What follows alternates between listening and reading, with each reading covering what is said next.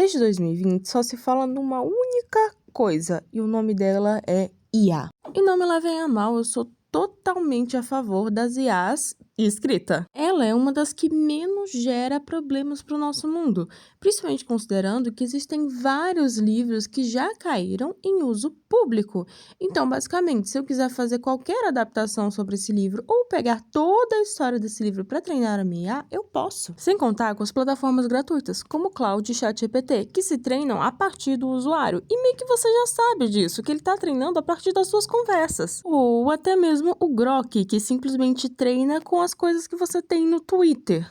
Tem muita gente que não sabe disso, mas o Grok ele é treinado com as imagens e as conversas que vocês têm no Twitter. Então, gente, se você posta arte lá, pode saber, você tá treinando o Grok. Se você não ganha dinheiro com isso, eu realmente não recomendo você entrar no Twitter pra postar as suas artes. Agora, se você já ganha dinheiro, se você vende comissão por lá, gente, não vale a pena você perder o seu trabalho por causa disso, porque quem compra de você não vai usar o Grok. E agora chegamos no ponto que eu mais queria falar, a IA generativa de imagem.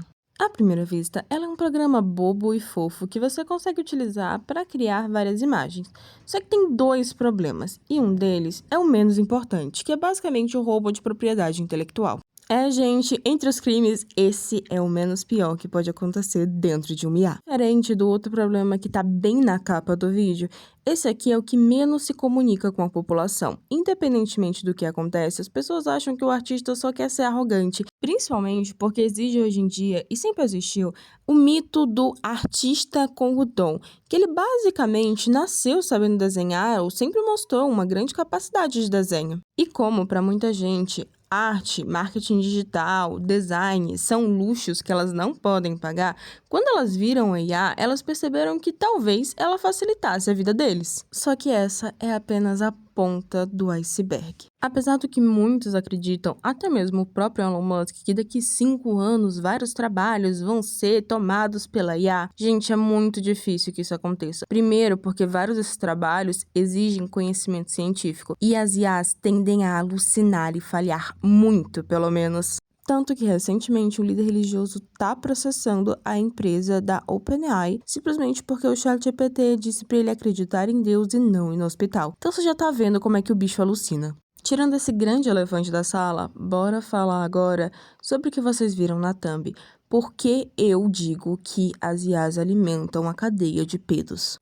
Simplesmente, nos últimos anos, tem um crescimento muito grande de imagens envolvendo crianças e adultos. E isso foi apontado porque, principalmente, essa parte foi feita com IA. Os dados apontam que pelo menos 158% de crescimento houve nas imagens.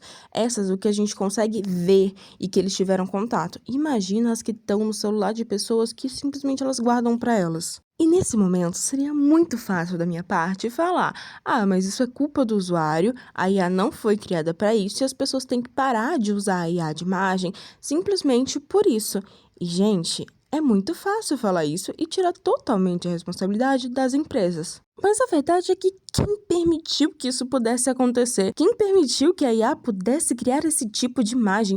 E com que tipo de imagem ela foi alimentada antes de chegar no usuário para que fosse possível fazer esse tipo de imagem mais 18? Outra coisa, por que esse usuário não foi denunciado para a polícia logo em seguida? Porque quem criaria uma imagem mais 18 de si mesmo, principalmente considerando algo bem realista? Só a mera possibilidade de você conseguir fazer uma imagem adulta com uma pessoa que não consentiu com aquela imagem já é um absurdo, como se toda a cadeia de filmes adultos já não fosse um absurdo suficiente. E toda vez que eu penso nesse caso, eu penso o que as empresas estão fazendo para impedir que isso possa ser burlado, que os caras possam fazer esse tipo de imagem, que essas pessoas nojentas façam isso com as nossas crianças.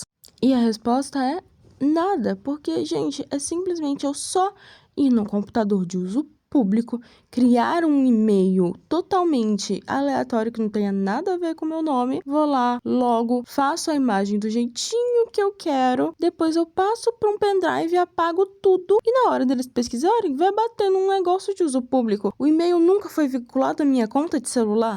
E você pode pensar que, não, mas é uma solução difícil de se encontrar. Não, É só você ter que vincular um documento para você poder criar uma imagem. Toda vez que você fosse criar uma imagem, você tem que colocar lá o seu documento com o seu nome, seu CPF ou nos Estados Unidos, o seu ID. Mas no fim, se você faz isso, você afasta usuários. E eles não querem afastar usuários, porque para eles não importa. O que importa é o dinheiro. Apesar do vídeo falar de um tema bem pesado, pelo menos eu tô conseguindo manter uma média semanal de vídeos. Se você chegou até aqui, você pode hypar esse vídeo para essa mensagem chegar a mais pessoas, por favor?